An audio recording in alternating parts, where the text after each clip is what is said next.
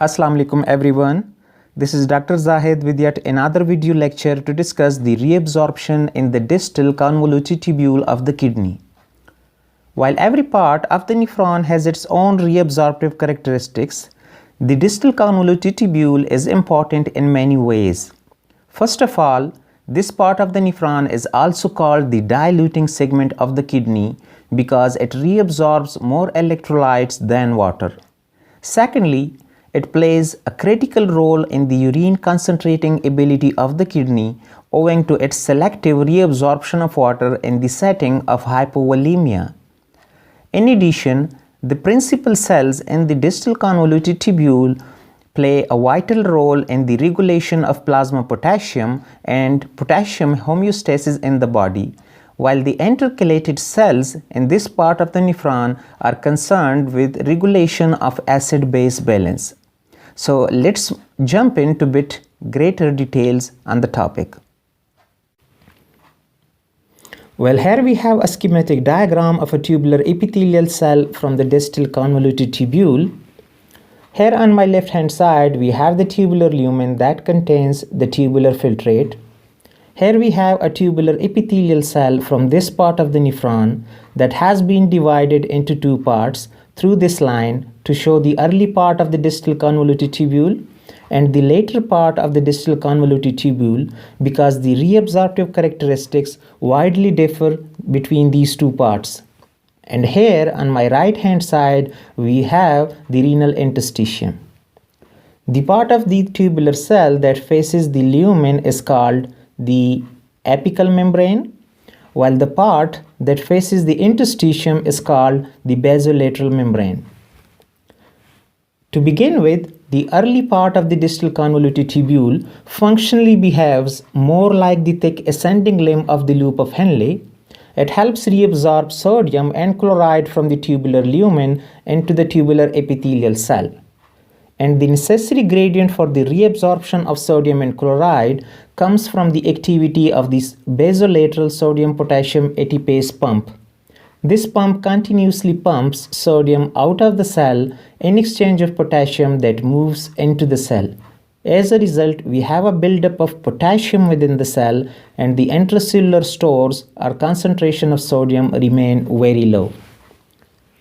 Once reabsorbed through the apical sodium chloride cotransporter, sodium leaves the cell through the basolateral sodium-potassium ATPase pump, while chloride is transported into the interstitium through a specific chloride channel in the basolateral membrane. This part of the nephron, however, is completely impermeable to water by default. It doesn't reabsorb water at all.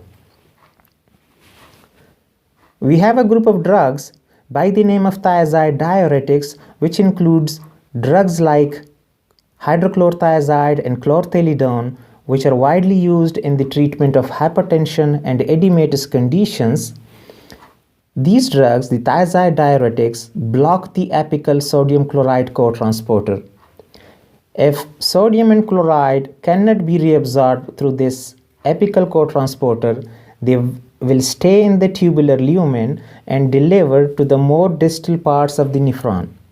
Since the reabsorptive capacity progressively decreases in the more distal parts of the nephron, there is a chance or likelihood that some of this sodium and chloride will be excreted in urine along with osmotic diuresis of water.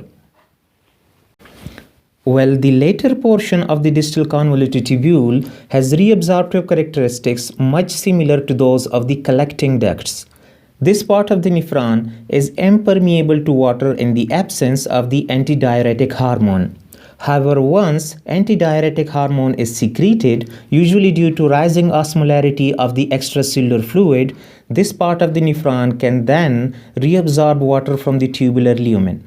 And this is because ADH causes the expression of specific water channels called aquaporin 2 channels in the luminal membrane of the distal convoluted tubule and the collecting ducts, and those channels can reabsorb water from the tubular lumen under the influence of ADH.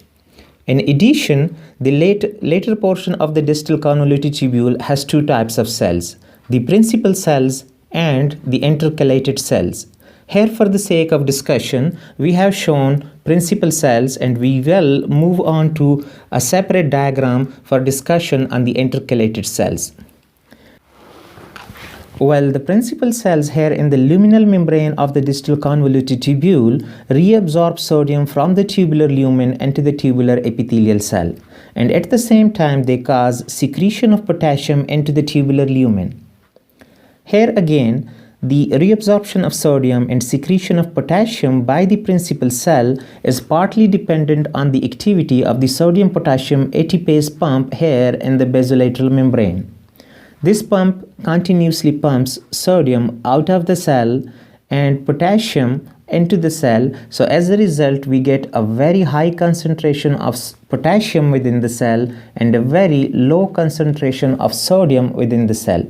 So it provides a gradient for reabsorption of sodium and secretion of potassium into the tubular lumen by the principal cells.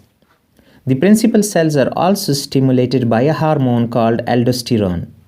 At the same time, we have certain drugs like spironolactone and eplerenone, which compete with aldosterone for their binding sites in the principal cells and thus inhibit the reabsorption of sodium and secretion of potassium by the principal cells. We have few other drugs like amiloride and triamterene, which behave in a different way.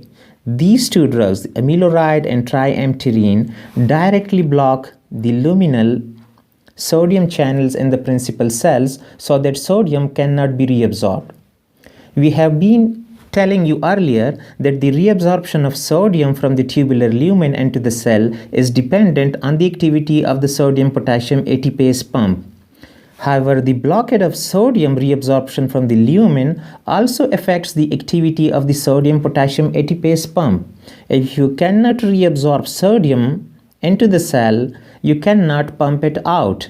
So this is how the blockade of sodium blocks the sodium-potassium ATPase pump as well. Well, here we have yet another schematic diagram to discuss the functions of the intercalated cells.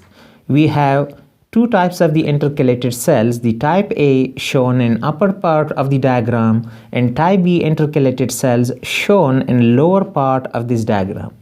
Here on my left hand side we have the tubular lumen, and here on my right hand side we have the tubular interstitium. Both the type A and type B intercalated cells have the enzyme carbonic anhydrase, which catalyzes the formation of carbonic acid from carbon dioxide and water. The carbonic acid then dissociates into hydrogen ions and bicarbonate ions. Now, depending upon the situation, the hydrogen ions thus formed can be secreted into the tubular lumen in one of the two ways. It is either secreted by a hydrogen ATPase transporter in the luminal membrane, or it may be secreted into the tubular lumen through the hydrogen potassium countertransporter in the luminal membrane. But among these, the luminal hydrogen ATPase transporter is particularly important. We have a similar transporter, if you have a good recall, in the proximal convoluted tubule that secretes hydrogen ions. But this one is particularly important because it is more potent. It secretes hydrogen ions into the tubular lumen by primary active transport and against a large concentration gradient. In contrast, that present in the proximal convoluted tubule can work in a relatively small concentration gradient. Okay, so irrespective of the mode of secretion into the tubular lumen, each hydrogen ion secreted into the tubular lumen makes one bicarbonate ion available for reabsorption in the peritubular capillary blood. So this is how the type A intercalated cells play a particularly important role in acidosis. The type B intercalated cells may be considered as a mirror image of the type A intercalated cell, and they have a particularly important role in alkalosis. The type B intercalated cells secrete bicarbonate ions into the tubular lumen through a luminal chloride bicarbonate countertransporter. Okay. When there is alkalosis, the body gets rid of the excess bicarbonate ions through the type B intercalated cells. Okay, and the hydrogen ions thus made available for reabsorption are transported into the interstitium through the hydrogen ATPase in the basolateral membrane, or it may be secreted into the interstitium through the hydrogen potassium countertransporter in the basolateral membrane.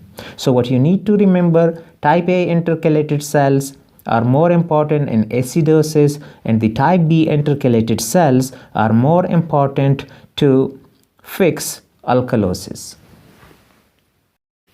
And that's it. This is the time to say goodbye to all. I know it was boring, but if you found it helpful in any way, please don't forget to share it with your friends, and thank you for your patience.